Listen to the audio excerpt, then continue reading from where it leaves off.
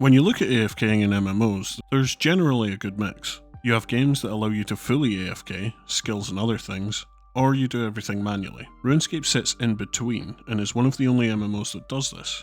The question is why?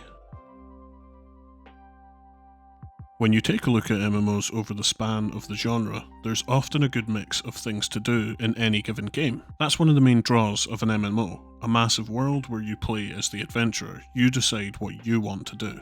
Be that a hardcore sandbox MMO like Mortal Online 2, where you start butt naked with nothing, and you can go and kill some of the local wildlife and make armor yourself, then set out making money and exploring. To theme park MMOs like Final Fantasy XIV. Of course, there are still sandbox elements, but the main way you progress is by completing the main story quest and leveling up, while moving on to new zones. RuneScape sits somewhere in between these two defining factors. It's mainly a sandbox MMO, in the sense where you choose your own adventure and what you do, but it has a lot of theme park elements, with a lot of the content being locked behind quests and stat requirements of certain skills to do these quests, making it sort of a hybrid, and in turn, its AFK is also sort of hybrid. If you were a new player, and you ask a RuneScape player for an AFK way to train, say you've trained up some of your skills, but you just want to relax and do some AFK, they might suggest you, oh, train thieving. So you do some research, you look up how to AFK train thieving, and you see that you'll be standing in the same spot, clicking your mouse over and over for 100 hours. And they think, well, this isn't AFK. Of course, the meaning of AFK means away from keyboard, but in RuneScape it's been slightly changed in meaning. For true AFK, take something like Black Desert Online. There are true AFK methods, like horse training.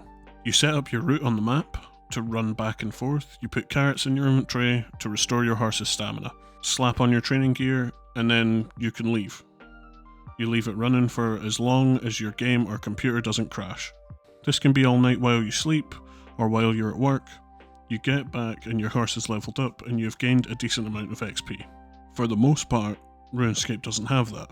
It's semi-AFK, and is actually referred to by the developers as that, and a game that can be played on your second monitor whilst you're doing other things. Do you guys actually design content just in the mindset like, okay, this is going to be some good second screen content, you know, why don't we give this to them, give them something else to do?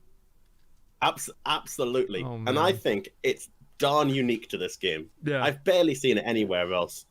What I love about this is when you come, if you're an old school player, and I'd say at least my experience of it, when I come home from school or come home from work, you're not thinking, what game am I going to play? You're thinking, what sort of content on old school do I fancy tonight? Because there's a huge variety. Yeah. If you don't fancy doing anything intensive, I'll just do some wood cutting. And I'll maybe even play another game on my other screen, or sit and watch Netflix. Like mentioned before, there are different types of AFK in RuneScape. The most AFK would be something like mining crash stars. Next would be something like Redwoods, where you can fill up an inventory of logs, maybe in 10 minutes or so. And the list goes on. These AFK or semi-AFK methods continue to go down in time you're actually away from your keyboard. The lower you go, the less AFK it becomes. Like how we mentioned thieving, this is actually not AFK at all, and has changed the meaning of AFK to just meaning very low effort. So why is there no actual AFK? And this is where I think the development takes a really weird turn. There are updates that just completely contradict the way the mods view their own game. Take the change to combat and idle timer. In 2015, they added an auto-stop retaliating timer of 20 minutes to stop the effectiveness of splashing to AFK train magic. Also, the 25-minute timer was only recently added through a plugin on RuneLite. It used to be only 5 minutes, and before that I believe it was 90 seconds. So you have a game that prides some aspects of itself on being AFK or second monitor, but only has a 5-minute timer to be AFK until recently where now it's 25, and a 20-minute timer for combat to stop retaliating. Another thing relating to combat is the aggressiveness of enemies. They will de-aggro on you after 10 minutes and you have to go and reset it by moving away and coming back. On top of that, all or most skills and activities can't be done for longer than a few minutes without needing to stop and refill your inventory or click somewhere. As you can see, there are inconsistencies all through the development. The game is touted as an AFK game yet you can't truly AFK, and what does come out with AFK methods is designed around a very short timer. Whether it was originally to stop botting or too many people idling in the same world congesting servers, many agree that the timer was too short. But even within the community, people seem opposed to the idea of removing the AFK timer. There are genuinely thought out arguments like increasing it more or removing it would just be the same as botting. Or some not so thought out arguments like this game is easyscape and people just don't want to put the effort in. Even though a lot of the AFK methods just require you to click once every so often. Back to the point about botting though, around 10% is bots. So in terms of getting an accurate look at bot numbers as percentage of our players, it really depends on how we get that number. We could use number of accounts reported by other real players to be botting, or we could look at ban metrics. Now looking at either of these two methods, it's a single digit percentage of players who are bots. Now the range varies, that's why I'm going to say single digit, some low, some higher in that range, but yeah, single digit percentage of players who probably are botting. So and those bots are designed in such a way that they are completely AFK.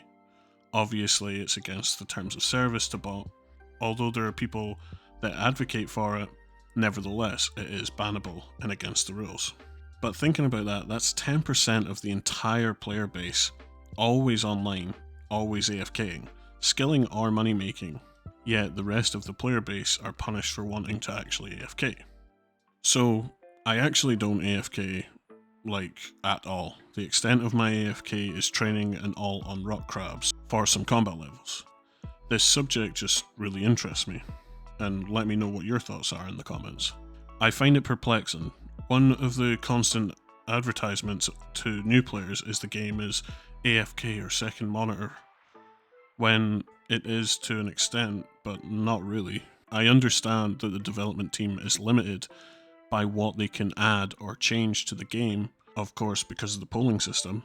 I think they need to choose which way they want to go. Either lean into the recent timer changes and develop skills with that in mind, so there are some more AFK methods, or scrap it and just focus on making the game more active. Of course they can just keep going the same, and I'm sure a lot of the community just want to see the same.